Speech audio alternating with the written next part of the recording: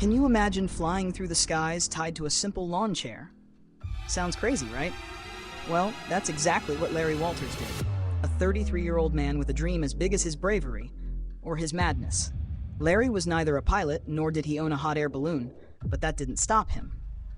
One day, he came up with the most outrageous idea. What if he tied giant balloons to a lawn chair and flew, just like in the movie Up? This idea took over his mind, and there was no turning back. With the help of his girlfriend, Carol, they began planning this impossible feat. Carol, completely caught up in the madness, bought 45 massive weather balloons, helium tanks, and everything necessary to turn Larry's humble chair into a sort of makeshift aircraft. She even lent him her backyard for the takeoff.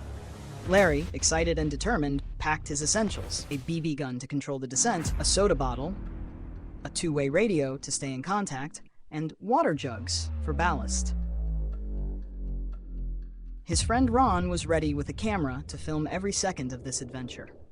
The plan seemed simple, or at least they thought so. They would tie the chair to the bumper of a car to keep it steady. Then, Larry would notify the FAA and local airports to avoid any accidents with airplanes.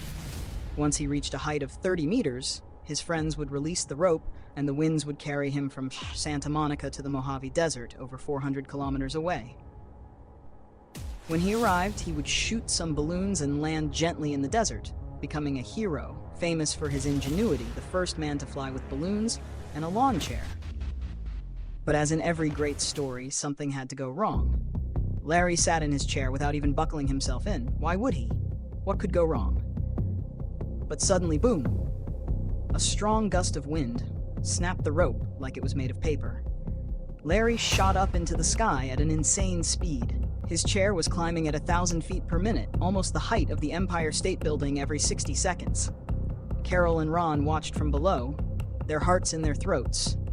This was not part of the plan. Larry hadn't notified the airports, and now he was in real danger of colliding with an airplane. But Larry, his heart pounding 1,000 beats per minute. As he climbed higher and higher, 2 commercial planes passed nearby. The shocked pilots reported over the radio, Control, there's a guy up here, flying in a lawn chair, and he seems to have a gun?" Authorities quickly sent a helicopter to investigate.